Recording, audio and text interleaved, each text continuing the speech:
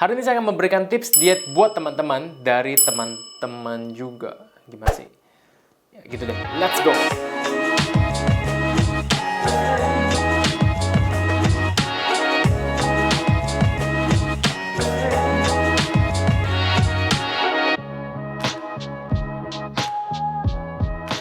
Hai semuanya, selamat datang kembali di channel The Doctor's Diet. Kembali lagi bersama saya Dr. Dion Haryadi.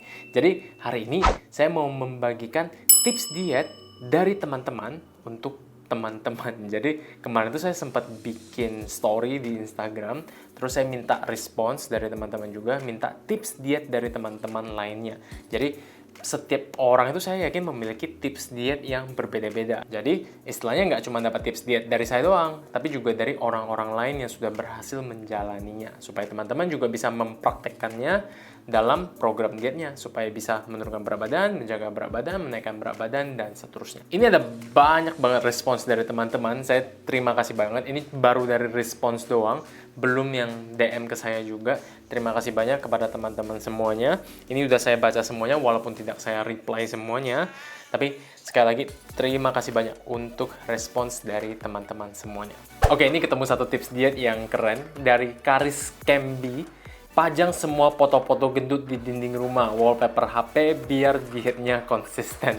Terima kasih buat Karis untuk tips dietnya. Ini bagus banget. Jadi dulu tuh pas awal-awal banget saya mulai diet, saya pas gendut banget itu saya mau nurunin berat badan, saya juga pasang foto saya sebenarnya di wallpaper handphone. Jadi kayak foto before after gitu loh, untuk nunjukin bahwa ya saya udah berjalan cukup jauh sebenarnya. Dan hal itu yang saya gunakan untuk mengingatkan diri saya kembali bahwa saya tuh dulu pernah seperti ini loh, dulu tuh pernah gendut loh, dan sekarang tuh udah sampai di titik ini. Masa nggak dilanjutin sih? Masa mau kembali lagi sih ke titik yang dulu seperti itu? Jadi ini adalah salah satu tips yang menurut saya bagus banget buat teman-teman. Tapi mungkin nggak sampai, terserah sih buat teman-teman ya. Kalau saya sih nggak sampai print foto terus sampai tempel di dinding gitu ya. Nggak enak ya, agak repot ya. Kalau saya sih cukup ditaruh di wallpaper aja. Dan ini adalah salah satu cara yang bagus untuk mengingatkan kita kembali sudah seberapa jauh kita berjalan. Bagus, tips yang bagus. Terima kasih Karis, terima kasih. Tips diet berikutnya dari Alipe hehehehe. Get to know your body. Nggak usah ikut-ikut diet yang menyiksa dan nggak bisa dalam jangka panjang. Screenshot lagi. Oke, terima kasih banyak untuk Alipe untuk tipsnya. Bener banget, saya setuju. Jadi kita harus mengenal diri kita sendiri. Kita harus mengenal tubuh kita. Dan nggak usah ikut-ikutan diet yang menyiksa dan nggak bisa dilakukan dalam jangka waktu yang panjang. Karena kita nggak mau melakukan diet ini hanya untuk sementara, nggak cuma untuk 1-2 bulan. Kita mau melakukan ini untuk jangka panjang, bahkan sampai selamanya. Jadi ya harus bisa dinikmati, harus bisa cocok dengan tubuh kita. Kalau misalnya nggak cocok dengan tubuh kita, terus kita merasa tersiksa juga dalam menjalaninya, ya buat apa? Diet tersebut pasti hanya bisa dijalankan dalam waktu singkat doang, cuma 1 bulan, 2 bulan, terus udah mulai kayak, aduh ngapain sih ini nyiksa banget nih, ini pusing banget gue kayak gini, nggak usah lah. Habis itu bablas, habis itu nggak jadi lagi, habis itu naik lagi berat badannya. Kita nggak mau seperti itu. Mantap! Tips berikutnya datang dari Kia15, hashtag tips diet. Jangan berharap terlalu banyak berat badan yang hilang ketika baru memulai. Terima kasih banyak tipsnya untuk Kia. Ini adalah salah satu keresahan saya juga. Banyak teman-teman yang baru mau memulai program diet ya, baru mau mulai nurunin berat badan, tuh udah langsung kayak, saya mau turun 10 kilo dalam waktu 1 bulan dok, gimana caranya? Atau sering juga yang DM ke saya tuh berat badannya 80 kilo, saya mau ke 65 kilo. Gimana ya dok cara saya mencapainya dengan cepat? Nah, itu sebenarnya salah satu mindset yang kurang baik, yaitu punya target jangka pendek yang terlalu besar dan terlalu nggak mungkin gitu loh, ngadi-ngadi jatuhnya. Target-target jangka pendek seperti itu membuat kita hanya fokus pada berat badan doang. Padahal seperti yang sudah sering saya bilang, berat badan itu bukan satu-satunya parameter yang harus diperhatikan. Jadi masih ada banyak parameter-parameter lain yang lebih penting untuk dilihat. Massa otot, habis itu foto progres, lingkar perut, lingkar dada, dan lain sebagainya. Itu jauh lebih penting mengetahui hal-hal tersebut daripada terlalu fokus pada berat badan sebenarnya. Karena berat badan sendiri itu tidak melambangkan perubahan tubuh kita secara baik. Jadi bisa aja nih, hari ini kalian 70 kilo, besok tiba-tiba naik 71 kilo, padahal kalian masih defisit kalori. Terus kalau misalnya kalian cuma berfokus pada berat badan doang, ya jatuhnya bakalan down kan. Kok saya udah makan bener, udah ini kok malah naik ya berat badannya. Nah, padahal sebenarnya perubahan dari hari ke hari sebenarnya itu sangat-sangat lazim terjadi. Naik turun itu biasa banget sebenarnya terjadi. Bisa mungkin karena kamu makan garam terlalu banyak pada hari itu. Habis itu mungkin karbonya agak sedikit banyakan pada hari itu, dan lain sebagainya. Baik hal lah, perubahan hormonal juga bisa menyebabkan fluktuasi harian. And it's normal, oke? Catat ya. Tips selanjutnya dari Esteriensie, Devkal Hyung. Ikutin tips-tips Dr. Hyung and Instagram diet lainnya.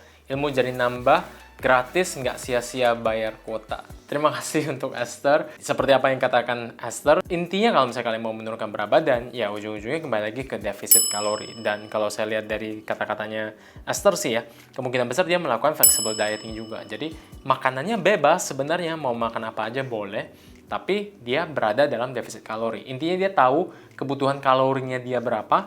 Setelah itu dia mencatat dengan baik secara rutin dan dia stick ke diet tersebut. Dia mencoba untuk makan sesuai dengan target kalorinya. Jadi banyak juga teman-teman yang kayak nanya di DM ya, "Dok, kalau mau diet ini boleh nggak makan ini?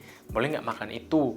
Ya, ujung-ujungnya sebenarnya boleh semuanya. Makanya jarang saya balas karena boleh semua makanan itu baik. Cuman porsinya aja yang diperhatikan. Dan kalau misalnya memang kalorinya tinggi, nutrisinya nggak terlalu berarti, ya kamu catet, habis itu jatahnya itu loh yang diatur, jatahnya. Jadi mungkin misalnya nih kamu suka makan hamburger banget nih, suka banget. Nah, kalorinya kan tinggi tuh biasanya. Ya, jangan terlalu sering karena kamu udah tahu kebutuhan kalorimu berapa, setelah itu jatahnya berapa, targetmu apa sekarang.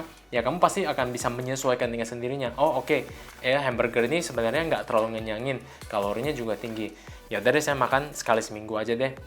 Masih bisa makan, tapi juga tidak membebani beban kalori harian kalian gitu. Dan bener banget juga bahwa udah banyak banget informasi mengenai fitness dan nutrisi yang tersebar di internet. Yang luar negeri ada, yang dalam negeri juga ada, di YouTube ada, di Instagramnya, di TikTok ada, di mana-mana ada, dan semuanya itu gratis. Kalian cuma perlu bayar kuota doang. Itu udah enak banget lah. Jadi nggak ada alasan lagi sih sebenarnya nggak bisa. Ujung-ujungnya itu antara niat. Kamu niat apa enggak, seberapa besar kamu menginginkan hal ini. BTW kalau teman-teman belum tahu, saya juga buka kelas nutrisi online. Jadi setiap bulannya saya mengambil kurang lebih sekitar hanya 8-10 orang saja yang benar-benar serius ya mau belajar tentang nutrisi. Jadi bagaimana cara membangun sebuah program diet dari awal sampai akhir. Jadi bagaimana cara menghitung kalori dengan tepat, setelah itu cara ngatur makronutriennya, praktek nyatanya seperti apa, dan seterusnya. Jadi bentuknya itu kayak semacam sesi kuliah gitu. Ada 3 sesi kuliah, 2 di awal dan 1 di akhir. Dan selama program tersebut juga teman-teman bisa unlimited sebenarnya nanyain apa saja mengenai fitness dan nutrisi di grup WhatsApp, di mana saya akan memonitor perkembangan dari teman-teman semuanya. Jadi buat teman-teman yang mau sign up ke kelas nutrisi saya, silakan DM saya aja via Instagram. Oke. Next kita baca dari DM ya, kita cari DM. Yang ini dari Steven Chandra 0. Buat teman-teman yang membaca mungkin bisa post dulu videonya. Editor, mohon maaf tolong taruh di sini ya, biar bagus. Ini sambil saya baca aja. Dok, selamat malam, saya mau menjawab pertanyaan di IG story-nya dokter. Kalau diet saya sih melakukan olahraga dengan repetisi yang konsisten dan ada target serta seiring waktu bertambah. Jadi ada progressive overload dari latihannya. Nah ini juga kadang-kadang teman-teman yang melakukan latihan beban itu bilang, ya udah saya latihan beban. Tapi latihan bebannya itu nggak jelas latihan bebannya seperti apa. Nah ini adalah salah satu contoh yang baik di mana dia mencatat berapa setnya, berapa repetisinya secara konsisten, terus seiring waktu itu terus bertambah, progressive overload. Itu yang paling penting sebenarnya dalam latihan beban, harus ada progressive overload. Dan ingat bahwa progressive overload itu nggak cuma dilihat dari bebannya doang juga, cuma dilihat dari peningkatan beban, misalnya peningkatan repetisi, peningkatan enggak, tapi juga dilihat dari perbaikan form. Formmu minggu ini lebih bagus dari formmu minggu lalu, ya berarti itu juga sebenarnya sudah ada progressive overload di sana. Dan itu yang perlu dicatat oleh teman-teman. Lanjut, kemudian saya juga mengkonsumsi makanan yang banyak mengandung protein. Good, karena kalau kamu cuma latihan beban doang tanpa mencukupi kebutuhan protein, ya istilahnya kayak tubuhmu itu nggak punya bahan baku untuk membentuk otot. Jadi penting sekali untuk mencukupi kebutuhan protein. Lanjut, nah karena saya memiliki goal untuk menurunkan presentasi lemak di tubuh saya, jadi saya mengurangi konsumsi kebutuhan kalori saya dengan mengurangi nasi yang saya makan.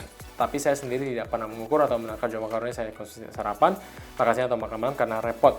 Jadi hanya kira-kira saja. Saya mengikuti saran dokter yang ada di TikTok menggunakan kalkulator untuk menentukan kebutuhan kalori saya. Saya juga mencari berapa banyak kalori dalam nasi dan berapa banyak. Tapi yang selanjutnya untuk porsi makan saya tidak menghitung pas kalorinya, hanya kira-kira saja. Oke, saya puji dulu ya, biar senang dulu. Jadi bagus bahwa Steven sudah mencari cara untuk mengetahui TDI-nya berapa. Jadi kebutuhan kalori harian saya berapa sih sebenarnya? Saya boleh makan seberapa banyak sih? Dan Steven juga sudah memiliki istilahnya dasarnya. Mengapa seseorang bisa menurunkan berat badan? Ya dengan cara defisit kalori. That's good. That's very very good. Nah, step berikutnya sebenarnya adalah untuk mulai menimbang makanan-makanan tersebut supaya kamu bisa mendapatkan hasil yang lebih precise, hasil yang lebih bagus.